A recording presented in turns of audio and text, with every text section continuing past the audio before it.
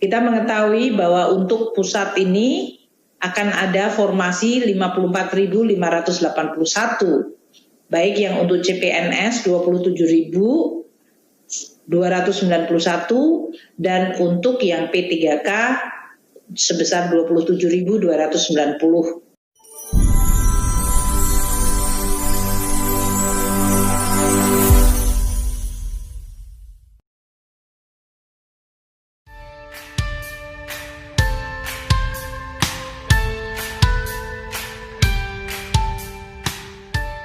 Nah, terkait acara hari ini, kami menyambut gembira bahwa Kementerian Dikbud akan melakukan perekrutan pegawai pemerintah dengan perjanjian kerja. Tentu ini sudah dilakukan dengan suatu perhitungan yang matang dan program yang tadi telah dijelaskan oleh Mas Menteri mengenai mekanismenya. Jumlah guru non-PNS sekarang ini adalah sebesar 1,6 juta orang. Jadi kalau seandainya rekrutmen hari ini bisa terjadi, tentu bisa mengurangi atau dalam hal ini akan mengalihkan status dari yang non-PNS menjadi P3K. Karena memang tadi seperti yang disampaikan oleh para guru honorer tadi, gaji dan tunjangan dari status non-PNS atau honorer menjadi guru yang statusnya ASN atau P3K memang berbeda. Kami tentu terus berusaha untuk mendukung langkah-langkah perbaikan kesejahteraan guru dengan tetap menjaga tadi kualitas dari para guru tersebut. Jadi kami senang bahwa dalam hal ini akan dilakukan rekrutmen melalui ujian dan kita berharap juga para guru bisa mempersiapkan dan tadi seluruh anggaran untuk rekrutmen dibiayai oleh anggaran APBN kita. Kalau kita lihat untuk tahun 2021 ini telah dicadangkan 1,46 triliun untuk gaji ASN pusat maupun yang baru. Jadi ini artinya nanti kalau para guru honorer yang sudah diterima dan menjadi guru P3K, maka mereka akan mendapatkan gaji sebagai ASN dan tunjangan kinerja dan sejenisnya untuk guru, termasuk yang dalam hal ini sebesar 4.060.490 bagi guru yang menikah dan memiliki 2 anak dari sisi total tunjangan kinerjanya. Ini adalah anggaran yang sudah disediakan dalam bentuk APBN pusat maupun APBD. 1,46 triliun rupiah untuk gaji ASN pusat yang akan direkrut dan 24,92 triliun untuk ASN daerah yang akan masuk menjadi PNS dan ASN. Kita mengetahui bahwa untuk pusat ini akan ada formasi 54.581.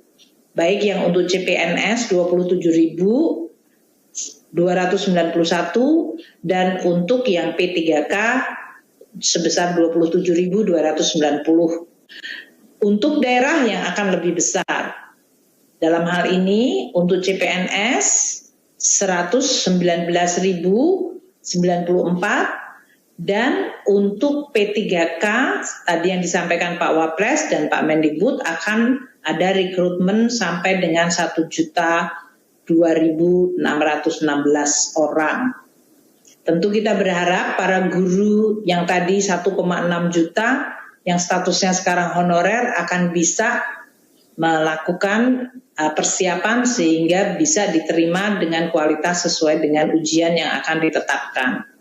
Selain itu kami masih ada untuk P3K non-guru yaitu tenaga non-kependidikan, itu masih akan ada formasi sebanyak 70.000 lebih. Inilah yang kita sediakan anggarannya hingga mencapai 24 triliun. Tadi yang saya sampaikan untuk atau 24,9 berarti sudah mendekati 25 triliun. Banyak pemerintah daerah mengatakan ya mereka akan rekrut kalau ada anggarannya dan sekarang kami telah menyediakan anggaran. Tentu dengan demikian kita berharap akan ada proses perekrutan dengan tetap menjaga kualitas. Alokasi anggaran untuk pembayaran gaji tunjangan yang melekat pada gaji untuk tahun anggaran 2021 ini akan mencapai sebesar 58,8 triliun. Nah, mekanismenya tentu saja dalam hal ini sesudah formasi guru tadi ditetapkan di masing-masing kabupaten, kota, daerah. Kalau yang untuk tadi P3K daerah, maka kemudian mereka melakukan tadi sesuai yang disampaikan oleh Bapak Menteri atau Mas Menteri.